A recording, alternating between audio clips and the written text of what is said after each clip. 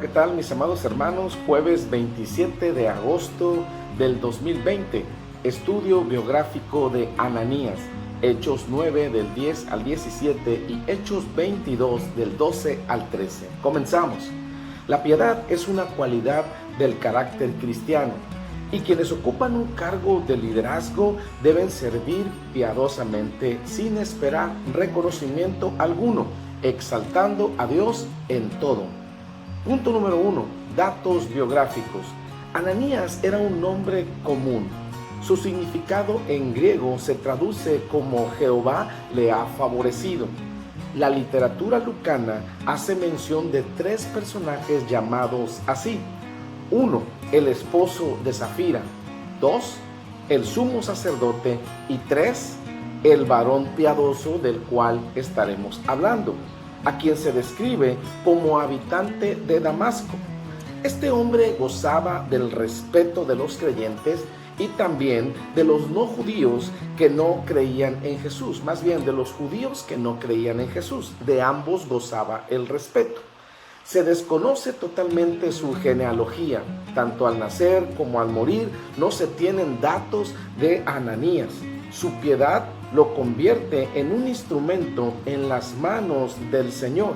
Era líder de la naciente iglesia de Damasco y contaba con la estima de todos. Poco se sabe acerca de la vida de Ananías. No hay registros, como le comentaba, de su muerte. Tampoco se mencionan más detalles de su vida en los libros del canon bíblico. Punto número 2. Acontecimientos relevantes. Inciso A. La visión de Ananías. Visión se denomina aquello que Dios muestra de forma sobrenatural al espíritu o a los ojos corporales.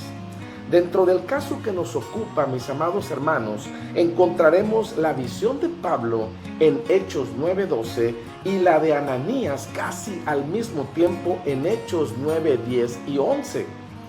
En la visión de Saulo, ve a Ananías que entra y ora por él. ¡Qué panorama más maravilloso ante el símbolo más violento del fariseísmo! El príncipe de paz envía a un sujeto noble y compasivo a que ore por él.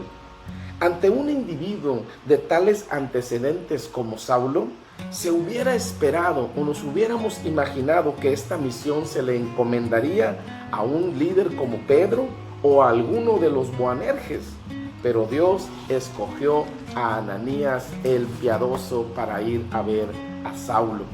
Ananías, mis amados hermanos, fue el medio para sanar a Saulo y le daría la llenura del Espíritu Santo. Lo puede ver en Hechos 9, 17 y 18. A partir de ese acontecimiento, el de Tarso, mis amados hermanos, se rinde al señorío de Cristo, consagrando su vida a través de un ministerio apostólico. Realizó 3 viajes misioneros. Fue el escritor más prolífico del Nuevo Testamento. Además, no debemos olvidar ni pasar por alto las consecuencias de su llamado: azotes, prisiones, naufragios, peligros, entre otras muchas cosas. Cosa que nuestro Señor Jesucristo ya le había advertido en Hechos 9:16. Dice así: porque yo le mostraré cuánto le es necesario padecer por mi nombre. Dios consideró a Ananías para esta tremenda encomienda. Mientras oraba, recibió la indicación divina. Aquí podemos ver que Ananías era un hombre de oración y se dispuso a hacer lo que el Rey de Reyes le mandó. Inciso B. La obediencia de Ananías. Fue entonces Ananías y entró en su casa, como dice Hechos capítulo 9, versículo 17. Esta frase, mis amados hermanos, resalta la obediencia del discípulo de Jesús. Al principio, Ananías expresó sus temores y no era para menos. Él sabía todo lo que Saulo había hecho a los cristianos, pero cambiaría de opinión cuando el Señor le comparte el propósito que tenía para Pablo. 9:15 de Hechos dice: ve, porque instrumento escogido me es este. ¿Quién se iba a imaginar, mis amados hermanos, que Saulo daría tal giro convirtiéndose en Pablo? A Ananías fue el único al que se le reveló lo que estaba a punto de suceder en la vida de Saulo. Ananías no argumenta más y se dispone a ir al encuentro con Pablo. Y en obediencia, dice la Escritura, pone sobre él las manos, cumpliendo así la voluntad del Omnipotente. Y con la piedad que le caracteriza a Ananías, le dice en el versículo 17, capítulo 9, le dice así, mis amados hermanos: hermano Saulo, el Señor Jesús, que se te apareció en el camino por donde venías, me ha enviado para que recibas la vista y seas lleno del Espíritu Santo. El milagro no se hizo esperar, mis amados hermanos. El versículo 18 dice: y al momento le cayeron de los ojos como escamas, y recibió al instante la vista, y levantándose fue bautizado. El milagro fue inmediato. El milagro no se hizo esperar, y tampoco así encaminaron al fiero perseguidor, a Saulo, a la sujeción y dependencia en Cristo Jesús. La obediencia constante genera satisfacción. Aprovechemos cada oportunidad para compartir nuestra fe como el discípulo de Jesús, Ananías. Punto número 3. Principios.